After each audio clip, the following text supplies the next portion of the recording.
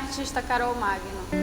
É uma artista inquieta, que se lança em várias linguagens, né, que não necessariamente eu passei por diversas linguagens desde criança, de dança para teatro, para audiovisual, para música e para performance. Então não me interessa em que linguagem parar, mas sempre aprender uma coisa nova, experimentar novos materiais, buscar novos temas.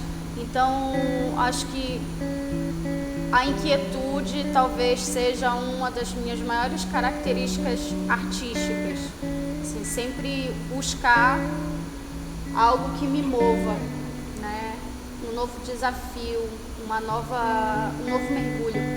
Olha, não me interessa muito manter uma linguagem específica, sabe? Eu digo, talvez, assim, pensando agora, talvez a linguagem mãe de todas elas seja a literatura, né? Então, eu tenho um trabalho que eu desenvolvo na literatura, primeiro a partir dos meus textos, no diálogo com outros artistas. Então, a literatura talvez seja, como diz o Otávio Paz, seja a minha estrela primeira, né? Então, a literatura, ela às vezes é o primeiro sopro para uma performance, para uma dança, para uma pintura. Então, por exemplo, esse trabalho que eu estou apresentando aqui no Benedito, ele parte de um diálogo, de uma experiência pessoal com um texto, né, que é o texto do livro da Eneida de Moraes, do Aruanda, é o Promessa em Azul e Branco, né? Então, esse texto ele reverberou bastante em mim e eu encontrei numa criação artística uma forma de dialogar com ele, né? Com as minhas vivências também, logicamente, mas dialogar com isso. Então, muitas vezes o trabalho ele vem também a partir das minhas escrituras. Então, tem trabalhos que vêm de outras e tem trabalhos que vêm da minha própria escritura, do que eu compreendo do mundo, né, do que eu trago na minha palavra para outras linguagens, para espraiar em outras linguagens. As duas linguagens, elas trabalham com um suporte específico, que é o corpo, né? O corpo da performance, ele é um corpo se estabelece no imprevisível, né?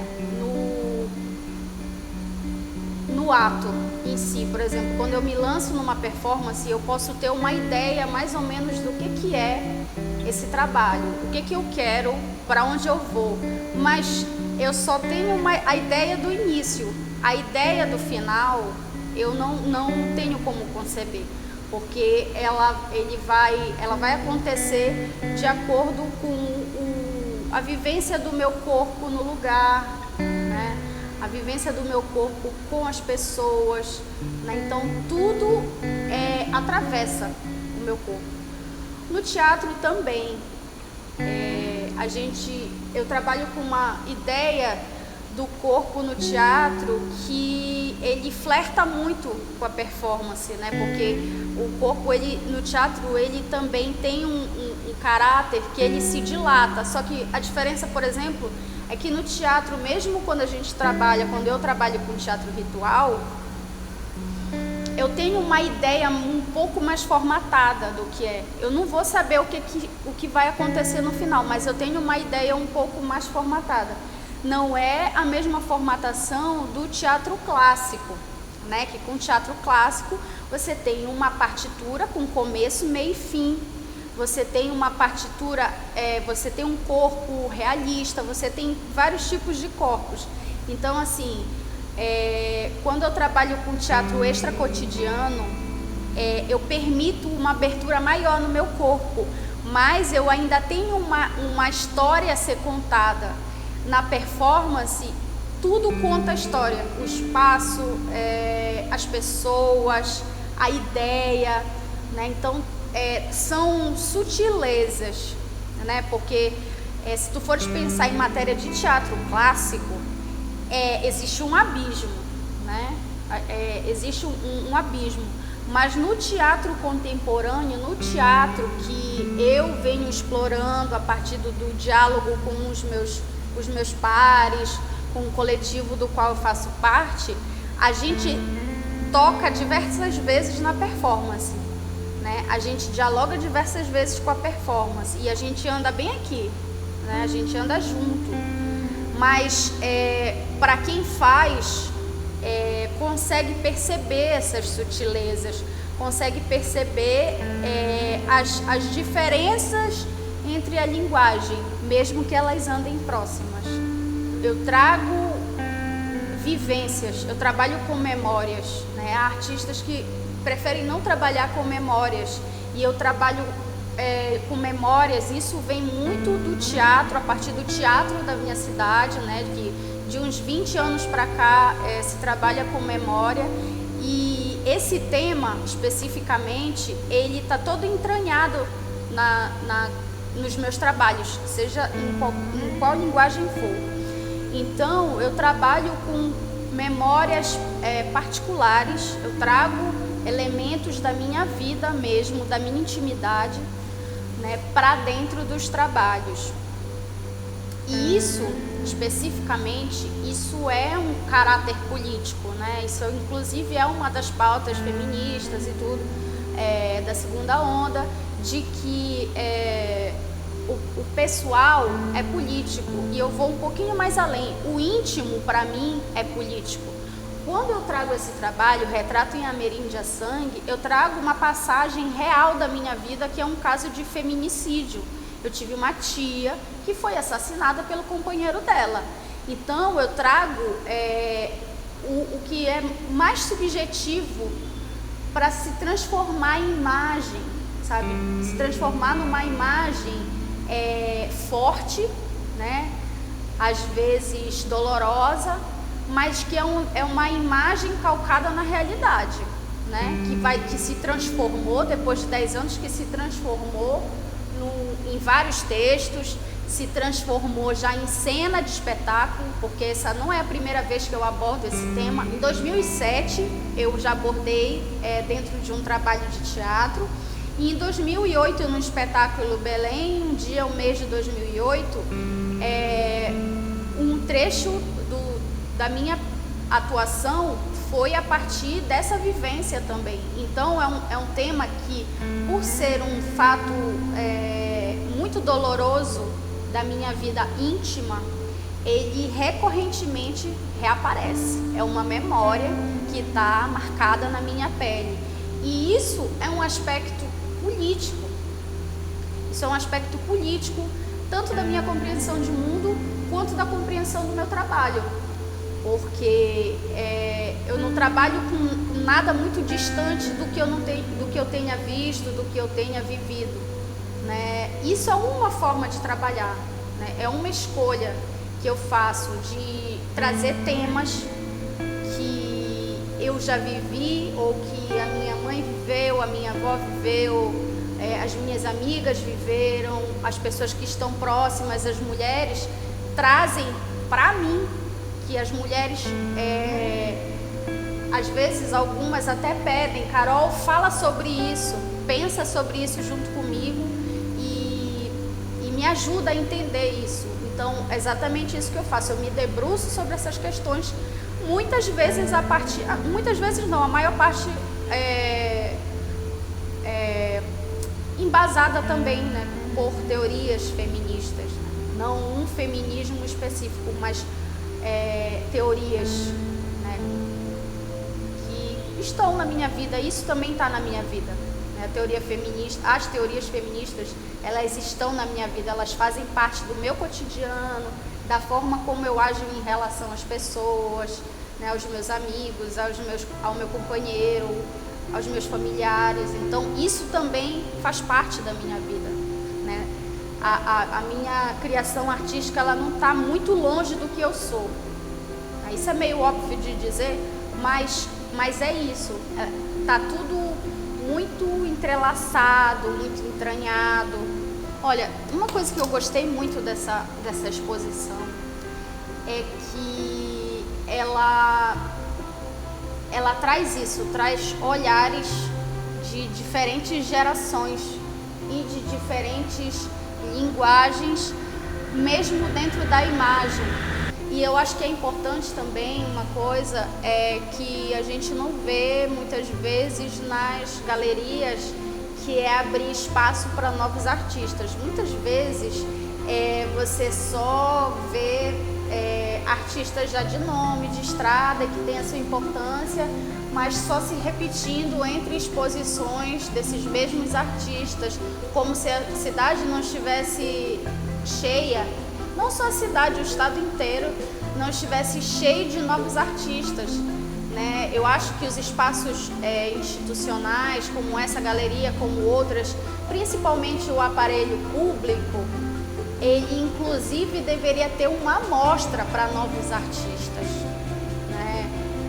Das artes visuais, porque independente de ser nessa galeria, que é uma galeria que é recente, mas que está dentro de um aparelho público, existem 1000 outras formas e os artistas estão, mesmo sem espaço, os artistas estão fazendo. Por exemplo, eu estou estreando com essa performance aqui nessa galeria, mas essa não é a minha primeira performance, né? E ela já foi exposta em vários outros lugares. Então, eu acho sempre que os aparelhos públicos, né, as fundações, os museus, eles têm que estar antenados com o que está acontecendo na rua, com os coletivos que estão se organizando, principalmente com os coletivos de mulheres que estão se organizando na cidade, né, de várias linguagens artísticas, inclusive, mesmo sabendo que aqui é um espaço em que que é para as artes visuais, mas por que, por exemplo, as artes visuais não estão dialogando com a literatura, né, dentro desses espaços? Por que não está dialogando com a dança? Né? Por que tem que ficar cada um dentro da sua casinha? Eu acho que essa exposição ela é um primeiro passo, mas para mim ainda não é o suficiente. Para mim, por exemplo, o teatro tem que estar dentro também das galerias, né? A dança, enfim, outras linguagens, o lambe, né? A gente vê muito pouco a street art dentro dos espaços de prestígio, como as galerias daqui da cidade, os museus, geralmente se repetem muito as linguagens, né? Então eu acho que é uma provocação, na verdade, para essa fundação, para a equipe, de se pensar também as linguagens da rua, né? As linguagens, outras linguagens para dialogarem, né? Que eu acho que quem ganha é quem tem a oportunidade de assistir essa troca entre linguagens. É preciso ter esses espaços, isso é uma coisa tácita.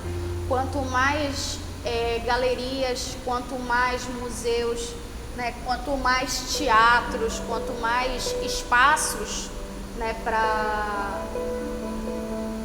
para que se oportunize o encontro com arte, seja de que linguagem for, melhor. Mas eu acho, por exemplo, que esses espaços, eles são muito fechados ainda. Tu entendes? Para mim, ainda são muito fechados porque, por exemplo, uma questão, um trabalhador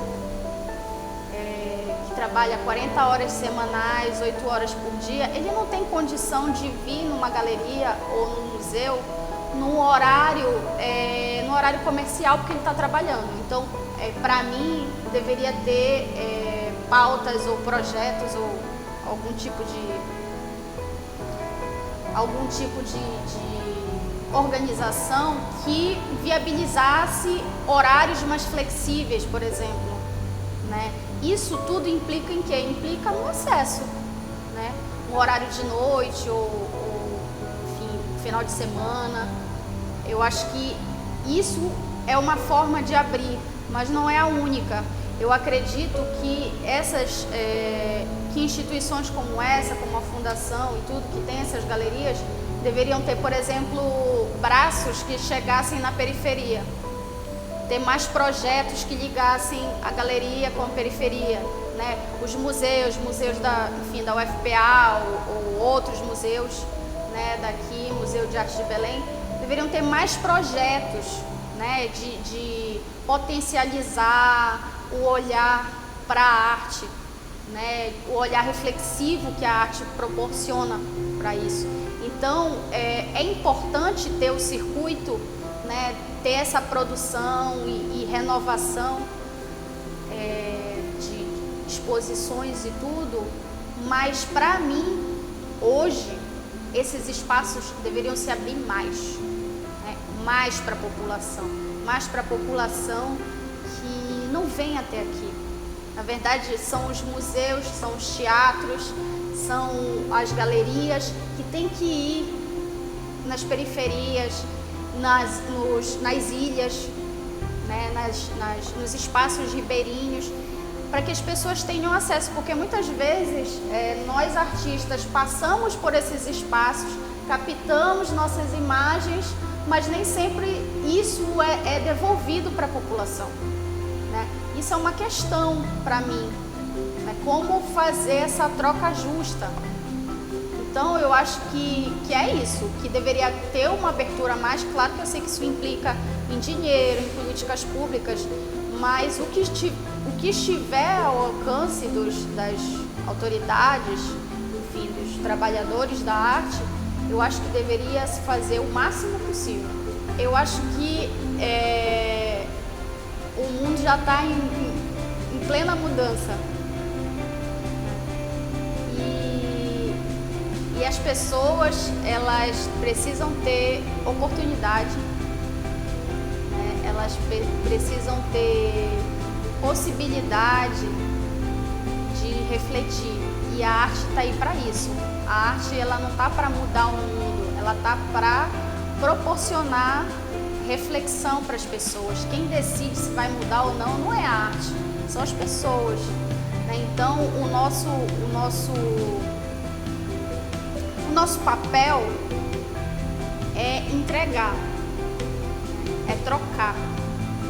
E aí, se ele vai causar alguma mudança real, aí a gente não tem como saber. E isso, na realidade, se a gente faz a nossa arte pensando nisso, em mudar o mundo, isso é uma arrogância sem tamanho, eu acho. Porque, na realidade, a gente tem que só entrega, dialoga, e quem decide é quem troca e quem quer trocar com a gente. Primeira coisa, é meio clichê que eu vou dizer, mas é bem real. Não desiste. Não desiste, porque as dificuldades, elas vão aparecer. A primeira delas é de dinheiro, depois de mão de obra, né? Às vezes você não sabe trabalhar com o material que você tem, né? E você precisa estudar para isso. Estudar para mexer num programa, estudar para manipular uma câmera, estudar para saber fazer uma partitura corporal, para fazer uma coreografia. Para tudo isso você tem que estudar, né? Da forma que for, seja na educação formal, seja na educação não formal, isso não importa, né? Seja com um mestre de cultura popular, que a gente aprende muito com esses mestres, os mestres do dia a dia, né? Nossos avós, enfim. A gente tem que perseverar, né? Perseverar, principalmente nós mulheres, porque de saída a gente já tem um não, né? A gente já tem um não, já tem as comparações que fazem entre nós, né? Que faz com que a gente se coloque sempre numa posição inferior a outros artistas. Então, principalmente, falando especificamente para as mulheres, é perseverar muito, buscar muito dentro da possibilidade de cada um.